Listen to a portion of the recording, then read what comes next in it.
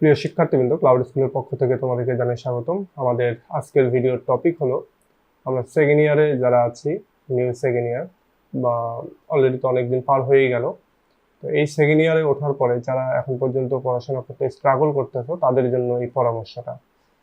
তো এখানে আমি জানাবো যে সেকেন্ড ইয়ারে কি করলে হয়তো একটু ভালো করা যায় বা একটু সুবিধা পেতে পারো। যারা হিস্ট্রি অফ ইংলিশ লিটারেচার নিয়ে একটু প্রবলেমে আছো, তাদেরকে এই বিষয়গুলো নিয়ে একটু পরামর্শ দেওয়ার জন্য এই ভিডিওটা।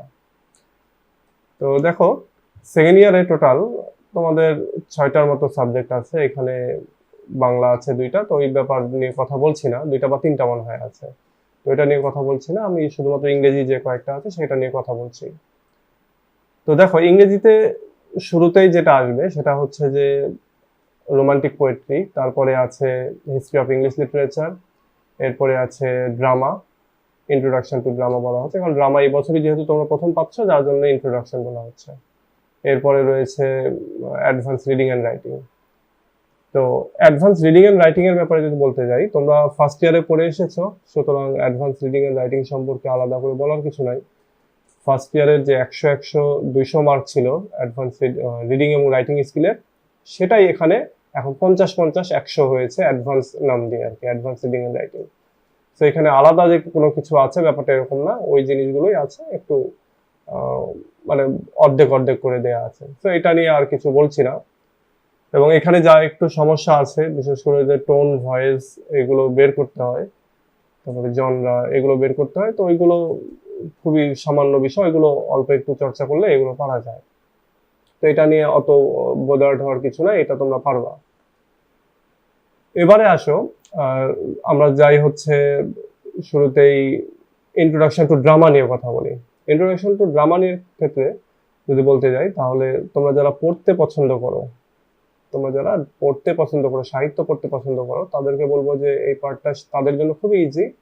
কারণ এখানে 4-5-6টা ড্রামা রয়েছে। এই ড্রামাগুলো তোমরা যদি ডিটেইলে পড়ো তাহলে অনেক বেশি মজা পাবা। তোমরা যেহেতু ফার্স্ট ইয়ার ক্রস করে এসেছো, সুতরাং আমি ধরে নিচ্ছি যে তোমরা এখন একটু ম্যাচিউর হয়েছো, তোমরা জানো কিভাবে পরীক্ষায় প্রশ্নগুলো আসে। তো আমি ড্রামার জন্য বলবো যে তোমরা যারা মেইন টেক্সট পড়তে চাও, পড়তে পারো। তবে মেইন টেক্সট পড়া অনেক বোরিং এর কাজ এবং অনেক সময় সাপেক্ষ। একটা সময় গিয়ে ধৈর্য হারিয়ে ফেলবে এবং এটা হিতে বিপরীত হয়। তারপরে যারা পড়তে চাও পড়তে পারো, তবে আমি রেকমেন্ড করি হচ্ছে বাংলা ট্রান্সলেশন পড়ার জন্য। তোমরা লাইব্রেরিতে গিয়ে যদি বলো যে অ্যাজ ইউ লাইক ইট এর বাংলা ট্রান্সলেশন দেন, পেয়ে যাবা। তারপর আর্মস অন দ্য ম্যানের বাংলা ট্রান্সলেশন দেন, পেয়ে যাবা। তো এই জন্য এগুলো তোমরা বাংলা ট্রান্সলেশনটা পড়বা, আর ইংরেজিটার প্যারাফ্রেজ কিনবা। এখানে লাইব্রেরিতে গিয়ে বললেই তোমরা পেয়ে যাবো। মানে এটা নোট না, প্যারাফ্রেজ, ওই গাইড, মানে হচ্ছে নোভেলের ওপরে বিস্তারিত আলোচনা এখানে থাকে, বা যে অংশগুলো তোমার নোভেলের ইংলিশটা রয়েছে একবারে মেইন টেক্সট, সেটাই দেওয়া থাকে এবং তার নিচে ওইটাকে সহজভাবে ইংলিশে লেখা থাকে। তো এই প্যারাফ্রেজ গুলো কিনতে পারো। তাহলে এক কথায় ট্রান্সলেশন কিনবা, বাংলাটা জানা হয়ে গেল, এরপরে ইংলিশে প্যারাফ্রেজটা কিনবা, তাহলে হয়ে গেল। আর গাইড তো আছেই, বা বিভিন্ন জায়গাতে নোট পাচ্ছে তো পাচ্ছই।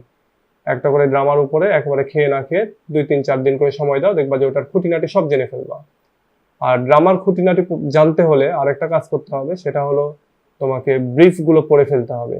মানে পরীক্ষার জন্য না, মুখস্থ করার জন্য না, এটা জানার জন্য ব্রিফ যে প্রশ্নগুলো সেগুলো পড়ে ফেলো, দেখবো ওখানে খুঁটিনাটি সব বিষয়গুলো দেয়া থাকে। একটু শর্ট কোশ্চেন গুলো দেখবা, তাহলে তোমার ড্রামা সম্পর্কে বিস্তারিত জানা হয়ে যাবে। এটা গেল। এরপরে আসো আমাদের রোমান্টিক পোয়েট্রি সম্পর্কে আমরা যদি বলি। রোমান্টিক পোয়েট্রি, যেহেতু তোমরা ফার্স্ট ইয়ারে ওই যে তোমাদের 20টা কবিতা ছিল, তো ওইখানে মানে ইন্ট্রোডাকশন টু পোয়েট্রি যেটা, তো ওই পার্টে যেহেতু পোয়েট্রি তোমরা পড়েছো, সুতরাং এটা তোমাদের জন্য অত বেশি কঠিন না। তো এখানে যে বিষয়, ফার্স্ট ইয়ারে তোমরা প্রত্যেকটা কবিতা থেকে হয়তো একটা কোশ্চেন পড়েছো, বা কোনোটার থেকে 2টা, মানে একটা থেকেই আর কি, একটা কবিতা থেকে একটা কোশ্চেন। বাট এইখানে 3-4টা কবিতা থেকে একটা কোশ্চেন বা 2টা কোশ্চেন পড়তে হবে। যেমন তোমরা উইলিয়াম ওয়ার্ডসওয়ার্থের এখানে 3-4টা কবিতা পাবা, সেই 3-4টা পড়ে 3-4টা থেকে একটা আলোচনা করতে হবে বা 2টা আলোচনা করতে হবে। এখানে তোমরা পাবা হচ্ছে তোমার সাপোজ উইলিয়াম ব্লেকের অনেকগুলো কবিতা, ছোট ছোট কবিতা, সবগুলো থেকে তোমাকে আলোচনা করতে হবে। তো এখানে যে বিষয়টা সুবিধা একটা দিয়ে, সেটা হলো যে একটা প্রশ্নের গুলো তুমি অনেকগুলো কবিতা থেকে অনেকগুলো ইনফরমেশন পাচ্ছ। তো এই জন্য এখানে ইনফরমেশনের কোনো ঘাটতি নাই। এখানে তোমরা যদি জাস্ট এটাকে বুঝে পড়তে পারো তাহলে এটা হবে। আর এটার জন্য আমাদের এই যে এই চ্যানেল ক্লাউড স্কুল প্রো, এখানে প্রত্যেকটা কবিতা এখানে আলোচনা করা আছে, তোমরা এখান থেকে লাইন বাই লাইন আলোচনা পাবে, তোমরা এখান থেকে দেখে নিতে পারো। জাস্ট কবিতার নামটা দিয়ে সার্চ করো তাহলে চলে আসবে।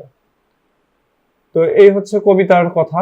আর কবিতার কোটেশন কিন্তু দিতে হবে, হ্যাঁ, কোটেশন শুরু থেকেই যে সুন্দর সুন্দর লাইনগুলো সেগুলো একটা আলাদা খাতায় লিখে রাখবা এবং সেটা পড়ার চেষ্টা করবা, তাহলে দেখবা যে এখান থেকে মনে থাকতেছে। কোটেশন ছাড়া কিন্তু পরীক্ষায় ভালো মার্কস আসবে না। হ্যাঁ, আসবে হয়তো তোমার 10-এ যেখানে তোমার 6-7 পাওয়ার কথা সেখানে তুমি 5 পাচ্ছ, মানে যে কোটেশন দিয়েছে তার চেয়ে 1 মার্ক করে কম পাবা তাও প্রতিটা প্রশ্নে। তো এই জন্য চেষ্টা করবা যে কোটেশন দেওয়ার জন্য। এরপরে আসো হিস্ট্রি অফ ইংলিশ লিটারেচার, যেটা নিয়ে তোমরা সবচেয়ে বেশি স্ট্রাগল করে থাকো। বা শুধু এটা না, আগে যখন লিঙ্গুইস্টিক্স ছিল না একটা সময় সিলেবাসে, তখন এই হিস্ট্রি অফ ইংলিশ লিটারেচারই ছিল সবচেয়ে কঠিন। তো এরপরে যেহেতু লিঙ্গুইস্টিক্স এসেছে 3rd ইয়ারে, তো এখন লিঙ্গুইস্টিক্সটা মোটামুটি কঠিন আর কি। তো হিস্ট্রি অফ ইংলিশ লিটারেচারের ক্ষেত্রে একটা জিনিস সহজভাবে নিবা, এটাকে সহজভাবে নিতে হবে যে ইংরেজি সাহিত্য যবে থেকে শুরু হয়েছে আজ অবধি এই সময়টাতে, এই ধরো 2000 বছর বা 3000 বছরকে বিভিন্ন ভাগে ভাগ করা হয়েছে। যখন যে রুলার, যে শাসক তিনি শাসন করেছেন তার নামেই নামানুসার মানে নামকরণ করা হয়েছে। যেমন রানী প্রথম এলিজাবেথ, তার নামে এলিজাবেথান যুগ, তারপরে রানী ভিক্টোরিয়া, তার নামে ভিক্টোরিয়ান যুগ, এইভাবে আর কি নামকরণ করা হয়েছে। এছাড়াও বিভিন্ন সময় সাল ধরেও, যুগ ধরেও নামকরণ করা হয়েছে। তো এখানে তোমরা 9-10টা সাল পাবা, সে 9-10টা যুগ পাবা, এটার আবার কিছু মানে এজ যেটা সেটা পাবা। তো এটাকে সহজ ভাষায় একটা চার্ট বা একটা লিস্ট করে ফেলো, কোন এজের ডিউরেশন কত থেকে কত সেটা। আর প্রতিটা এজের ফিচারগুলো পড়তে হবে, বৈশিষ্ট্যগুলো পড়তে হবে। বৈশিষ্ট্য কি? বৈশিষ্ট্য হচ্ছে ওই এজের গুরুত্বপূর্ণ ঘটনাবলী, ওই এজে কোন সাহিত্যিক কোন বিষয়টা তিনি তুলে ধরেছেন, সাহিত্যের কোন জনরা কোন সময় এসেছে। যেমন ধরো রোমান্টিক কবিতাগুলো এসেছে, তো রোমান্টিক কবিতার বৈশিষ্ট্যগুলো কি কি সেগুলো জানার চেষ্টা করবা। তারপরে এলিজাবেথান যে যুগটা, সেই সময়টাতে এসেছে উইলিয়াম শেক্সপিয়ার, জন মিল্টন, জন ডান, তারপরে এডমান্ড স্পেন্সার, তারা এসেছে। সুতরাং তাদের রাইটিং এর ভিতরে এলিজাবেথান এজের যে রাইটিং এর বৈশিষ্ট্য সেগুলো আছে। তারপরে চসারিয়ান এজ, জেফ্রি চসারের যে নাম, সেই নাম অনুসারেই ওই এজটাকে নামকরণ করা হয়েছে। তো জেফ্রি চসারের রাইটিং থেকে আমরা কোন কোন ফিচারগুলো পাচ্ছি ওই এজের, বা কোন কোন ঘটনাবলী ওই এজে ঘটেছে, সেগুলো আমরা ওখানে উল্লেখ করতে হবে। তো এই জন্য একটা চেষ্টা করে একটা খাতা করতে, একটা ফাইল করতে, সেই ফাইলের ভেতরে হিস্ট্রি অফ ইংলিশ লিটারেচারের 10টা-12টা যে এজ আছে, সেই এজের প্রত্যেকটা এজের নিচে গুরুত্বপূর্ণ বৈশিষ্ট্য। এখন একটা এজের ধরো 20টা বৈশিষ্ট্য, 20টাই তোমার জানার দরকার নেই, তুমি 7টা-8টা জানার চেষ্টা করো এবং ওইগুলো লিখে রাখো, বারবার দেখবা, তাহলে দেখবা যে একটা সময় গিয়ে এগুলো মনে থেকে যাবে। হিস্ট্রি অফ ইংলিশ লিটারেচার এটা একবারে প্রশ্ন মুখস্থ হয় না, তারপরে এটা একদিন দুদিন দেখে রেখে দিলা তাহলে হবে না, এটাকে কন্টিনিউয়াসলি মাঝে মাঝে মাঝে মাঝে দেখতে হবে এবং পরীক্ষার আগে গিয়ে এটা মুখস্থ করা শুরু করতে হবে। আমি জানি সেকেন্ড ইয়ারে অত বেশি ফ্রি হ্যান্ড রাইটিং এর এবিলিটি আসে না, 95% স্টুডেন্ট তারা মুখস্থই করে। তো চেষ্টা করবো ফার্স্ট ইয়ার সেকেন্ড ইয়ার সবসময়ের জন্য ফ্রি হ্যান্ড রাইটিং এর এবিলিটি গেইন করার জন্য। এবং হিস্ট্রিতে যদি একটু ফ্রি হ্যান্ড রাইটিংটা আসে তাহলে দেখবে পয়েন্টটা মনে আছে, তাহলে পয়েন্টের উপরে তুমি একটু বানিয়ে লিখে দিয়ে আসতে পারবা। এই জন্য চেষ্টা করো ফ্রি হ্যান্ড রাইটিংটা ডেভেলপ করার। আর ফার্স্ট ইয়ার সেকেন্ড ইয়ারই হচ্ছে সময় ফ্রি হ্যান্ড রাইটিং ডেভেলপ করার, এবং থার্ড ইয়ার ফোর্থ ইয়ারে সেটা প্রয়োগ করার। কারণ থার্ড ইয়ারের সিলেবাস অনেক বড়, এখানে যদি তোমার এই ফ্রি হ্যান্ড রাইটিংটা না থাকে তাহলে তখন তোমাদের একটু কঠিন মনে হবে। এই জন্য চেষ্টা করে যাতে এই সময়টাতে ফ্রি হ্যান্ড রাইটিংটা ডেভেলপ হয়।